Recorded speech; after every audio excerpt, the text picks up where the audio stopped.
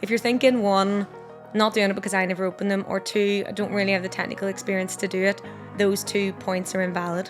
Part of the reason for that is because it seems so overwhelming. And that's it. And like, I have a lot of friends who make a lot of money on email.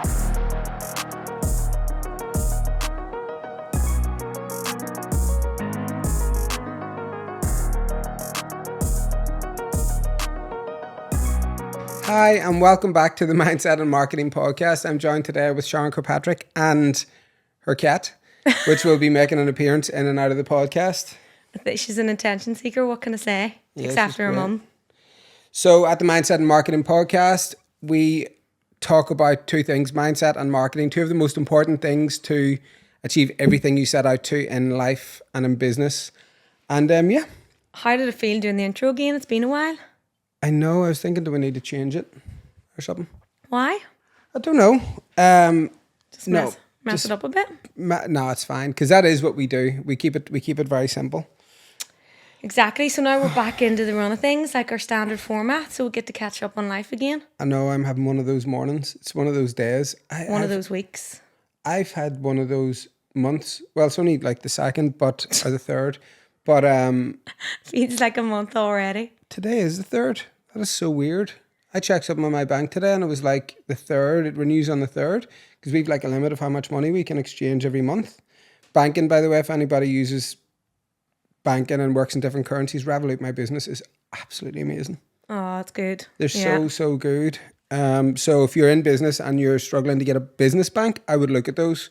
We've got a really good account manager. That's just a little side note. Anyway. Full of the tips today. What about your week? How's it been? My week has been awesome in terms of my personal life. Like, I've just had so much fun because obviously it's supposed to be the summer, which we'll get into, right? There's not much sun happening here anyway. But that means it's gig season. So I have been, in the last 2 weeks, I have been to see Pink, I have been to see Shania Twain, and I've been to see Taylor Swift. Who was the best? Oh, it's hard. Really? Well, definitely not Shania, sorry. I do love Shania Twain. I watched Shania Twain at the what do you call it, Glastonbury? Yeah. I don't know if she was paranoid because she hadn't washed her hair or not, but she kept touching it and flicking it around and it looked a bit like straggly, and I don't know if she realised it was straggly and was trying to like flick it around by covering it up, that it needed wash and blow dried.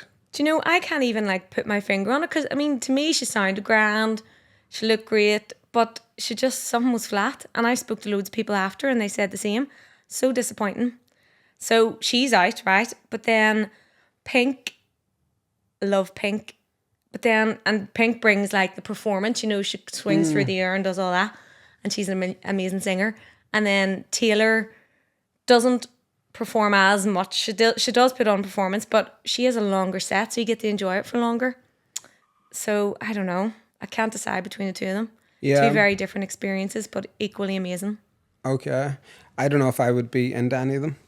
I can't deal with concerts these days. But it's again, whenever you're talking about the weather, it's like, what was the weather like for Taylor? Was it raining as well? Oh, do you know what? Pink actually looked good. Oh, Pink was brilliant. Yeah. So was Taylor. Like, I have this thing, when it's sunny outside, I need to be in the sun. So it does my head in whenever there's like, I'm in the shade.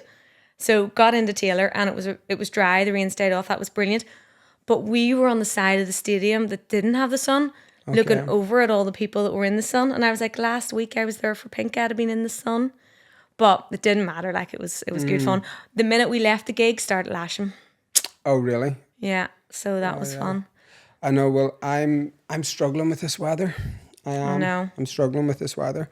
I'm meant to be leaving next Thursday, but after this podcast, this next week's podcast, I could be somewhere sunny because I don't know if I'll be able to stick it out for another week.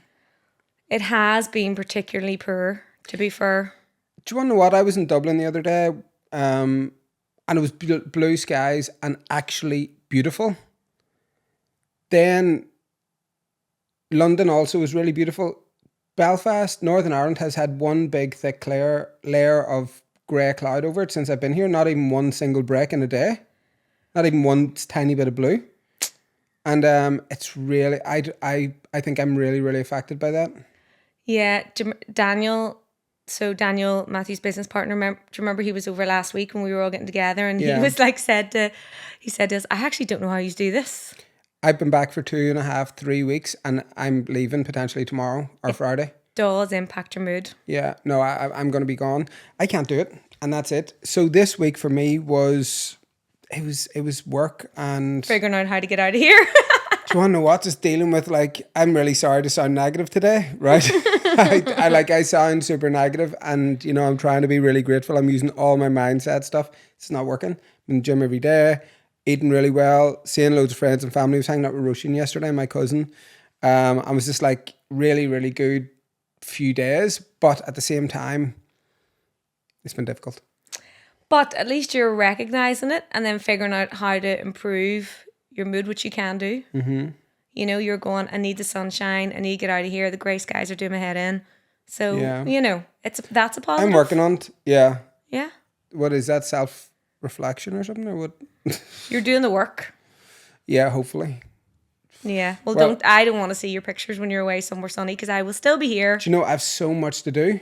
I'm currently writing. We're finishing off the book at the minute, and I'm sitting writing. I was in a coffee shop the other day writing, and next thing it was 4:30. They were like, "Can you leave?" Because I've got loads of things to do like that. I just want to be on my own like 6 days, somewhere that's really sunny, just so I can finish that project. Focus. Yeah. I really need to focus. I need to like leave. I thought of a new idea. Oh, what is it? What if you went and done some stand-up in Belfast? No.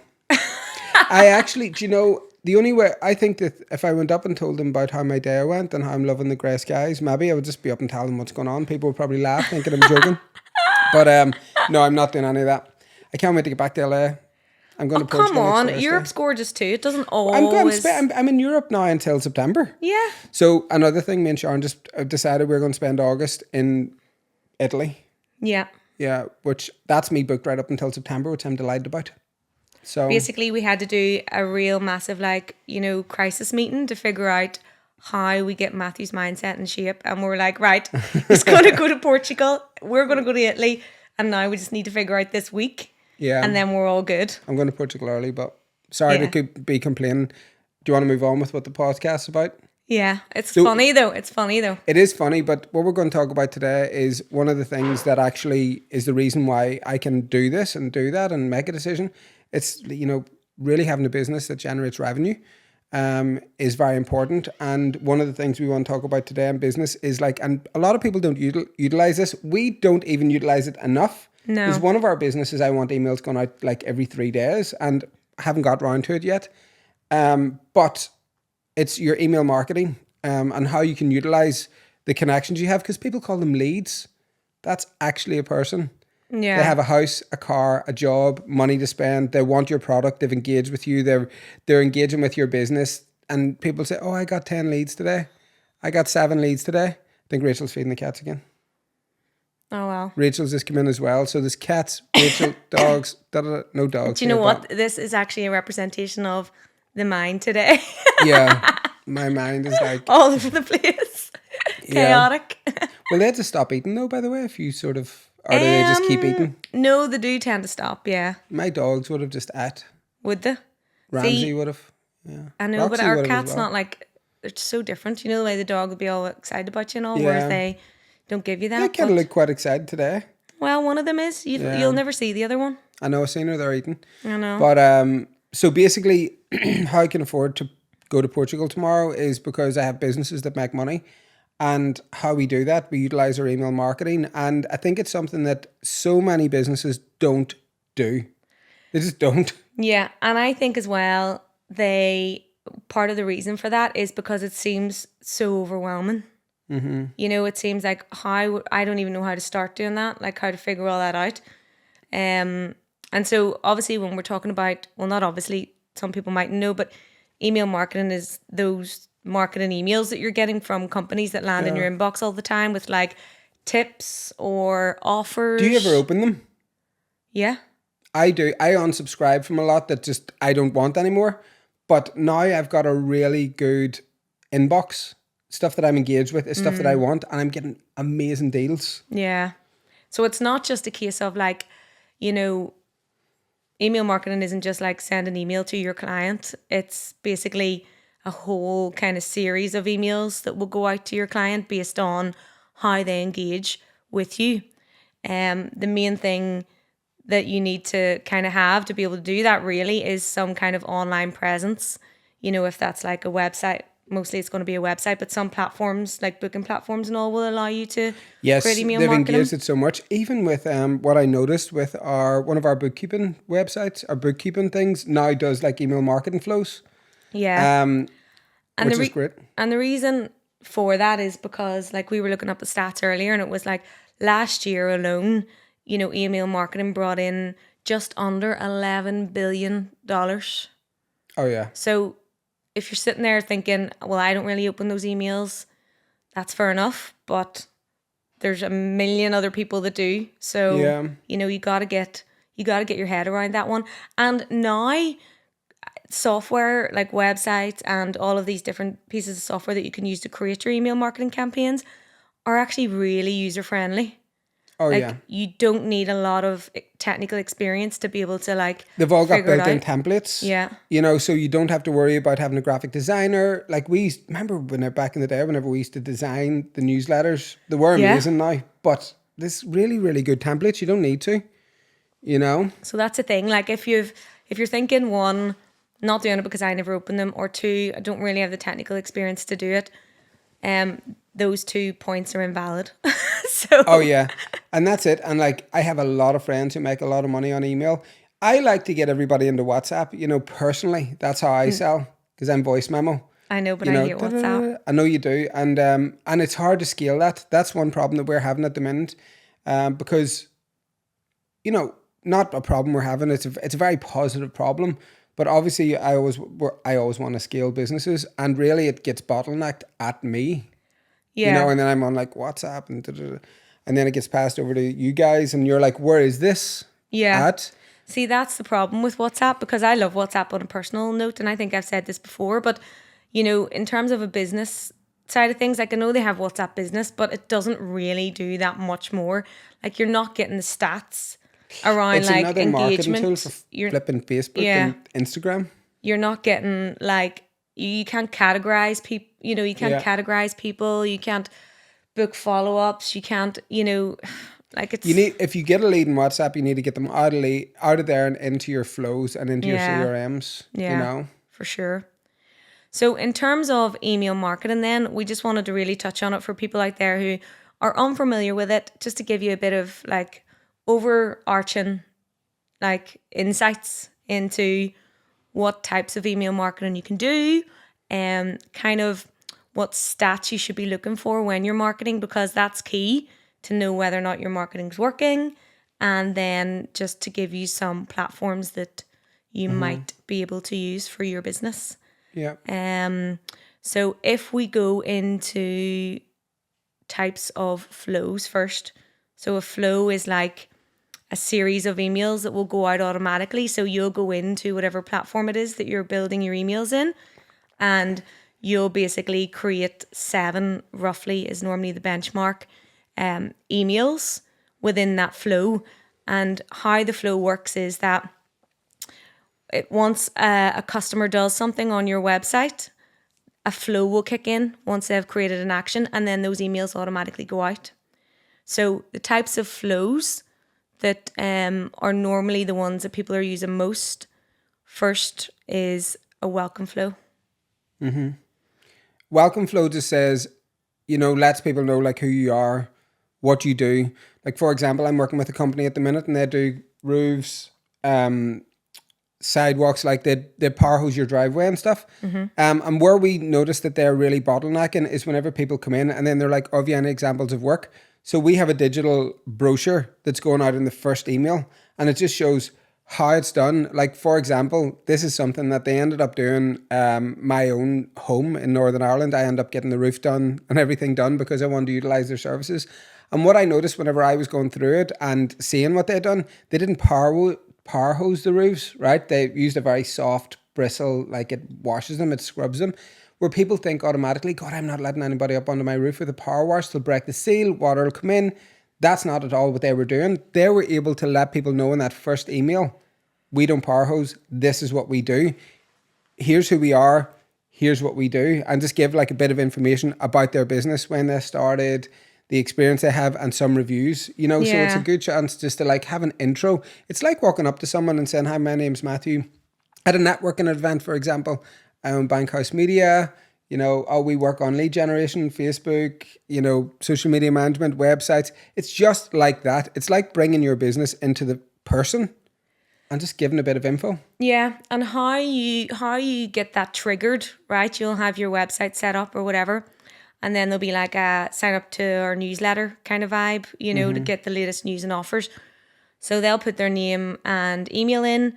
Once they do that and you've set up your flows, then automatically they'll fall into your welcome flow, and they'll start to get those 7 emails that you've created for them. And as Matthew said, one of the things to be mindful of when you're creating those 7 emails is to vary the content. Like, don't keep it the same. You know, don't send 7 emails that are all just 1 review, 2 review, 3 review, you know, vary it up. So one is the brochure giving them more information. The next one could be, you know, a list of testimonials highlighting other people's experience. The next one could then be do you know? Yeah, you know, tips. Here's a tip on how you can, you know, keep your whatever, if you're whatever your subject matter is, like here's a tip around that. And you know, I say always between 5 and 7, you know, for the welcome flow. I do think you need to do more than 3, because there is tips that you can be given, because you want to build trust and instill authority, and you know, like establish that you are an authoritative figure within this industry or within this market. And then what's normally quite good to do, especially on a welcome flow, because it's, you know, their first interaction with you on most occasions. The last email, you should try and, you know, kind of offer them an incentive to kind of take the next step. So normally that could be like, for example, an offer of some kind. So, you know, thank you for, you know, signing up. You know, we'd love to get to know you more. Here's a 10% discount code that you can use as being a new customer, blah, blah, blah, whatever it might be. Just trying to get them over the line to create a bit of like, just to make them feel special and valued. And in some instances, there'll be a 10% or 20% discount code in the first email, because that's what you've exchanged to get their contact details. Yeah. You've said, hey, give me your details. I'll give you some money, buff. You know, basically that's it. Because that lead to you is valuable, whether you've brought them in through paid traffic, organic traffic, or just your social media, or whatever it may be. Once you have that email, then you can remarket to that person for as long as they stay on your list for free. It doesn't cost you anything. Email marketing doesn't cost. So you've already got that lead in. You might as well try and utilize and sell them as much as you possibly can within your products and services. Because if you keep constantly acquiring emails, and it might cost you like £3, £10, £15 per email, then you're then going to, and you only contact them once and they don't buy, or they do buy, you know, that's such a waste. That costs a lot of money. Whereas if you buy an email for £3 and then becoming a lifelong loyal customer, you've got your money's worth. And think about it, you know, why are all, we say this all the time, why are all the biggest brands in the world creating those sign up 10% off, whatever? Because it works, you know, and they have put their email in, they've visited your website, so they're interested in what you have to offer. Then they've taken the next step of actually giving you their information. So they're 100% interested in something that you have to offer. Oh yeah, they want to be a part of it. So leaving it on the table and doing nothing with it is a huge opportunity, like just missed opportunity if it's just sitting there. And not to mention, you know, like it used to be, you know, commodities in the world, it was like, you know, oil or gas or whatever, and it's now data. Yeah. The more data you have on people that like in digital space, the better.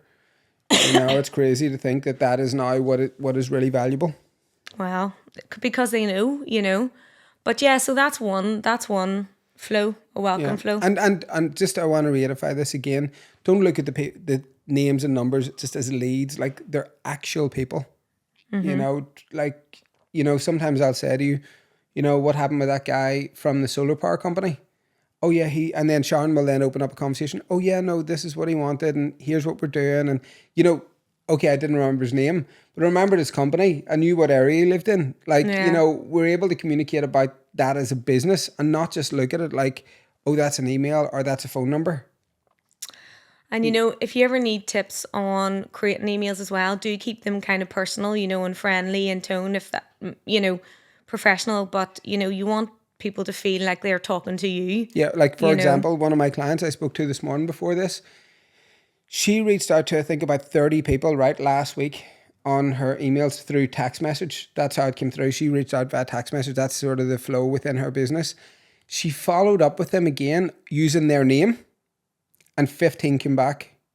Yeah. No bookings yet, but when she used their name, 15 of them responded. Yeah. Because the first message was a generic message. And then the next one was actually their name. Hey Sharon, how's things? You know, that, and that actually got her 15 responses. Now she hasn't had any bookings yet, but that was only like, I only spoke to her like this morning. Do you know what I mean? Yeah. She might have bookings by next week on that, because she's constantly got emails coming in all the time, and she's now working out what's working for her, you know? And don't worry, it won't be a case of, if you have loads of emails coming in, you have to sit and write everyone's name. It does it automatically. The system will figure that out for you. Yeah, the reason why she had to do it is because she found that once she took their details and went into iMessage, that's how she had the best conversions. Yeah. And now she's trying to work out how I can increase those conversions by being more personal, for example. Yeah. You know? And another tip just for creating content on your emails, just think about all of the questions, you know, that your customers had before they bought from you, or all the concerns they had, and answer them, you know, in those emails. Frequently asked questions. Yeah, because then you're just increasing the confidence with that purchase, because you're speaking to the concerns that they have. And then again, like you said, that puts you as kind of like an expert, you know, and then they're like, right, okay, this guy knows what he's doing. Yeah. You know? And also you want to cut down on manpower. So you don't want people to be like having to come into your business and our staff like messaging people and things like that. Yeah. Like if you can eliminate like what you're doing with teeth whitening fairies at the minute, because they've ended up having like hundreds and hundreds of leads. It's absolutely insane. They have a product called clip-on veneers, and it's like just blown up literally worldwide. People are flying into Dublin to get them done by them because they've got a great offer at a good price. But their CRM is so complex, because certain people can't get, it's called CRM, but their email flows and the way that you've built it, it's complex because certain people can't get clip-on veneers, you know, because they maybe don't have enough teeth or whatever way it works out. But we were finding that there was so many staff members just on the phone wasting time to people that could never actually purchase the product. So now we've created a different email flow and educating them. This is what has to happen. Do you qualify? Yes or no? If you say yes, then you get to the next stage. Yeah. And it just means then that your staff are spending time on the people that can actually purchase from you. You know, there's no point like 80 30-minute calls is however many hours. Like that's, you know, there's no need. Yeah. Jeez. And there's hundreds of leads coming in a week. And obviously, by the way, that did work whenever they were getting X amount of leads, and it was manageable because there was just a few calls a week that needed to be made. But whenever they seen the growth, it wasn't manageable anymore, and it wasn't the smartest way to do it. So automating, again, it is just all down to automation, you know, figuring out how you can speak to those clients in one, a way that they need to hear it, and in two, a way that's productive for your business. Yeah, that's it. You know, you gotta just, because all they want is the information now. And if an email comes back to me straight away with all the info, I like read it, because I don't want to be hanging around. I don't want to be waiting. Yeah. You know? So that's the welcome flow. So there's loads of different flows. You can put in like email marketing flows in Google and it'll help guide you. But another amazing one is the abandoned cart. Yeah, it's the best email flow. And there's a really good system. What do you call it? Klaviyo is really good. I love all of them have abandoned cart, right? So if you put in your details in your abandoned cart, you then will fall into a flow and you will say, hey, your cart's still full. Do you want to go back and check out? Then they'll say another one, hey, just a reminder, we're still here, your product's still in stock, do you want to buy it? And after a series of touch points, then they might think, do you want to know what, this person, we've lost them. Let's give them a deal. Let's offer them a discount code to use at their cart and try and entice them back. Do you remember we were working with a makeup brand last year, and I could not believe how much money they were making off their abandoned cart. They were making more off their abandoned cart than they were making off their actual cart. Yeah. Probably about 15% more, I would say, per month. When I looked at the stats, I was like, holy shit, this is crazy. Abandoned cart is amazing. So it's obviously, for businesses where you're where you're selling products, online. So they go to buy it, they go to checkout, and then it just sits in the basket and they don't do anything. Mm-hmm. So as soon as that happens, your system recognizes that immediately, and you don't need to do anything. They fall straight into the abandoned cart email sequence that you've set up, and they'll get those list of emails that you were saying about. That, yeah.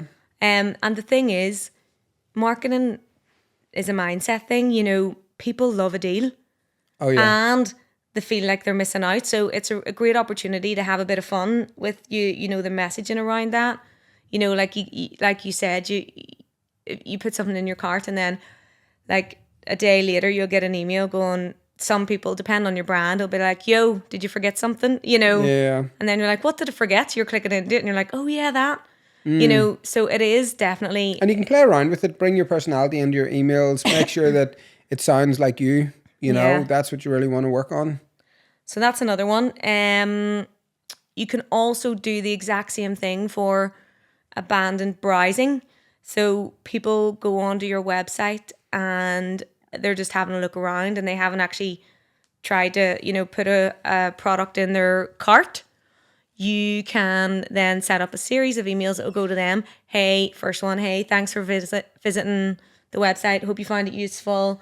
We love skincare as much as you do. Here's our top seller. Here's the products that work best for our customers. That kind of thing. Be aware though that this one may freak them out, because there's tools that you can scrape the email of the person who's on your website without them putting in the details. Mm-hmm. I find that's when that happens to me, I find it a bit invasive, to be honest. And I kind of advise some clients not to do it. It depends on your business. It depends on your brand. Yeah. For e-commerce, 100% do it. Yeah. Because if you're going to offer them a deal, do it. Now, do consider it though, because it is useful intel. Obviously, if you're introducing something like that, it's a bit more technical. You need software to be able to do that on your website. But it is so useful because, for example, we have it and we can then go in and see that someone spent. Now, you won't get their card details. You don't get where they live. You don't get all of that, but you'll get their email address only if they've registered it as being allowed to be shared. Like accepting cookies and that. Not on our site though, on something else. On another site or ours? No, on ours. Oh, So then we can go in and see. So then we can say, reach out to them and go, hey, seen you were on looking at websites, whatever. So we can see what services they're interested in, and then you can go back to them in a more personal way. Hey, we used to really utilize that at the start. We're not doing that anymore. It's still there. We should do. Let me have a look at it. So yes, abandoned browsing is one, but just be careful with that one. You've also got a lighthearted one. Again, maybe not for. It's like it'll be newsletter? for certain people. No, this is more like birthday or anniversary. Oh, yeah. So I get it all the time. I love it for Pizza Express. Oh yeah, very good. They're like, hey, Sharon, happy birthday. Here's a free bottle of Prosecco. I'm like, Seriously? get me down there. Yeah. What? Yes. Serious? Hey, Sharon, Wow. happy birthday. Why not nip in? Here's 20% off. Oh yeah, that's great. All this kind of thing. You've got like 10 emails with 10 different birthdays, one a month. You should do that actually. Well, you got to do it for Pizza Express. They're amazing at it. Brilliant. So yes, you can do that for your customers as well. And it doesn't have to be a birthday. It can be an anniversary, because their first engagement with your company by signing up to something will be stored on that email marketing system. Mm-hmm. So they will automatically know when their anniversary is with you. So, hey, it's coming up to a year now that you've been a customer of ours. We love and value, everything that you do for us. And again, hit them with something. So that's another one. It's quite easy to set up that one too. It sounds difficult, but it's not, because the system records all that. Another one, loyal customer. Oh yeah, loyal customers. You want to reward people who come back and spend. Definitely. The people, who spend the most with you, give them the best deals. This is what really annoys me about Sky. Why do They not don't do this. What? They do the No, complete opposite. you have to go through, right, to cancel your account with Sky. I know. To get a deal, that anybody who's got Sky, cancel. And then they'll give you like a one-time offer, an unbeatable offer that you can't say no to, that nobody else is going to do. It's like all of those companies like that, Sky, there's another one. Like Well, energy firms. one of my phone lines, the one in Ireland, so I have that turned off usually whenever I'm traveling, because I end up getting charged a fortune by 3, even though I've got it all set up that I can get done whatever. And I had my phone line off, and I rang the girl and I said, listen, what is the story of my bill and why is it so dear? What's going on? Because I haven't even had the phone line on. And it turned out my voice box was on. And she said, oh, it's €1.20, then plus VAT after that. So nearly whatever it is, 150 or something, to like for someone to receive a voicemail. And I said, no one's even ringing me. The only person ringing me was 3. I said, you are the ones who's ringing me. I'm out of here. You've caused that by your phone number. And they actually took it off. Oh, did they? They took my voice box off. I don't have one now on my phone. And they took the money off. So They're I'm getting chancers. it. But I said, I actually felt like saying, fuck, I feel like going back and looking at all my stuff in America, because I was going, why is my bill so dear? I don't even have it on. And 3 was the only one ringing me the whole time. Wasn't even anybody else. I do not know how those companies, because it's the energy companies, the phone companies, and the broadband TV companies. They just keep these, they get you into a rolling contract, right? And then and this is actually how they do it. They get you into a rolling contract, so they don't care anymore, because a lot of the time what happens is after the 12 months, people don't even realise. Yeah. Price goes up, can't be arsed looking at it at that point. And then they're actually making more money on the fact that people are lazy and won't look at a renewal, that they don't even have to reward their loyal customers. It's horrible, but don't do that because we're not those big brands, right? Well, most of the ones listening here. So what I would say is 100%, these customers that are loyal to you, make sure you reward them for that, Don't take them for granted, because they'll spread the word even more then. Oh yeah, big time. That's the thing. You gotta do that. What other ones are there? I'll do one final one. There are loads of them. So obviously go, like I say, Google it and check it out. But another really good one that you can do is a miss you flow. So miss you. It's I get those sometimes. The Where'd you heading is go? something it's time to say goodbye. We're going to take you off our email list because you haven't engaged with us for so long. Yeah. I always open those. Think, who is that company? I like that. It's if it was a Belfast brand, you could just be like, where'd you go, love? Yeah. So basically that one is, there's several parameters you can set up, but basically, again, the system will know if it's all interlinked to your web when they last purchased with you. So you could set it to say someone who hasn't purchased in 6 months, ping them out a wee email saying that you missed them, and then again Come back in. Yeah. Incentives to kind of get back on track there, or let them know of new products or whatever it is that you have on offer. So they're kind of the top ones, but like I say, you can go and Google some more. Yeah. But it's definitely worth thinking about doing. Don't let. Oh, literally, you utilize your email, utilize the phone number, WhatsApp, text message, all those things. But start to look and do a real audit and say, am I doing this? Am I leaving money on the table? One of my clients had 1,000, their product is £650. They had 1,000 emails. And I said, if you converted 1.5% of that 1,000, how much money would you make? What is 1.5% of 1,000? Maths is not my forte. And then multiply that by 650. Yeah. Do you know what I mean? Yeah. That's a lot. Well, 10% of 1,000 is 100. Just do 1%. 1% is 10. It would be 15. Yeah. 15 multiplied by 650, that's 6,000. And then half that. So it's 10 grand. Yeah. that's only converting 1.5%.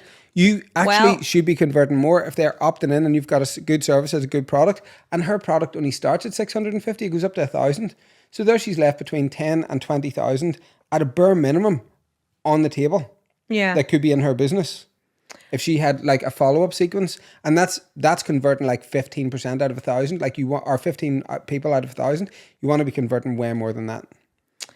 Well, the thing is, in terms of that, actually leads me nicely into just a couple of key stats. So, obviously, the benefit of email marketing is everything we just discussed there, but as well as that, it's all data driven. So, whenever you start sending out these campaigns, you're going to start getting reports back from that system that tell you, how you performed, and there's a few key stats there. So they'll tell you your open rate, which is how many people actually opened the email. And then they'll tell you your click-through rate, which is how many people then clicked on the email to kind of go to your website to do X, Y, or Z. So there's a bit of testing at the start, whenever you fire it out, you got to give it a couple of weeks to wait and see what those stats are. And then from there, and again, these are just generic averages, look it up based on your industry, but generally speaking, they say that the average open rate is around 39%, but then the average click-through rate is 1.4%. So obviously you want to try and get them as high as you can, but if you're basically going lower, if you look at your reports and you see that the stats are lower than that, it then means that you got to tweak the emails that are going out. So it's not like you're going in blind. You already know really, what you should be kind of hitting. And if you're not, you just go in and change the template or change the wording, change the offer, whatever it is, so that you can increase those stats. Mm-hmm. So yeah, it is about... And just like keeping an eye and like looking at everybody is not just like leads and people, and just keeping an eye on like how many people are engaging with you, who's coming back, and just rewarding them. Yeah. Yeah. This again is very generic, but it is worth doing if you are starting to look into email marketing. It is worth trying to do a wee bit of research on the best times to market to your sector, or on a certain kind of, pretty much to your sector, because again, the average times is between 9 a.m. and 3 p.m. when you see the most engagement, which was quite surprising because I was thinking everyone's at work, they're not, but obviously everyone is. That's why. On their phones. I was like, that is why then they're bored and they're like checking to see what they can Oh they can my buy. God, I know, it was so funny. Johnny said to me today, God, the guy beside me in work in the office was torturing me about the election this week.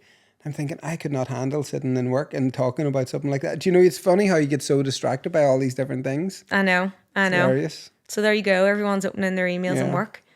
Before we finish up, you had mentioned it already, but I just wanted to say about, again, there's loads of platforms out there that that you can do email marketing on. The ones that we are most familiar with and would recommend would be Klaviyo. Klaviyo is so simple. Yeah, it's really easy. So simple. You'll literally log into Klaviyo, and it's spelled Klayvio. You log into it and it'll literally tell you create your welcome series, and it already kind of maps out, and you just change the text. Good. It's nuts. So Klaviyo is one, and then another big one is MailChimp. Now MailChimp was the first one I ever used. Same. Yeah. Klaviyo seems to be coming up more and more. ActiveCampaign is out there as well, but it's so expensive. Yeah. So dear, we moved from ActiveCampaign to Klaviyo, and they're not good at doing a deal. Klaviyo will do you a deal, like they'll give you 20% off, they'll give you a discount, and also Go High Level is just the best. Go High Level is, for me, is like the ultimate everything, and that's one of the things that I really want to actually. There's a couple of flows that I want to work on. That's why I want to get out of here and like just be locked in somewhere sunny with a coffee. I thought you meant like out of here, my house. No, I mustn't go to the toilet though. No, I'm delighted to be here. I love being here. Okay. Tell your face. But so check those ones out. Now I know Matthew had said it doesn't cost you. these platforms tend to like give you a free package, but if you're getting good at it and you're sending out more emails, then they'll charge you like Yeah. a small fee every month to send them out, but you'll get that back. So Yeah, you do get that back on your emails. And So- you can put them through Google. You can do whatever. You don't have to use those, but I would strongly recommend, because they keep all the data. yeah. They can tell you like who opened, when they last engaged, and who you can get from onto the unsubscribe list. Yeah. So that's it. That's kind of an overview on email marketing. Hopefully you find it useful. Brilliant. If you need any help, give us a shout, or Yeah. Google's our friend. So check it out there too. Thank you so much for watching. Again, apologies. And I will see you again on the next one. Bye.